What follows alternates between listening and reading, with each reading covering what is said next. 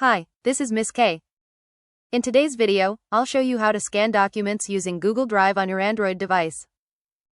To get started, open the Google Drive app and sign in to your Google account if you haven't already.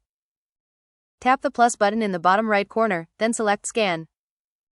On some devices, you may see a camera icon instead. Point your camera at the document you want to scan and make sure it's clearly visible.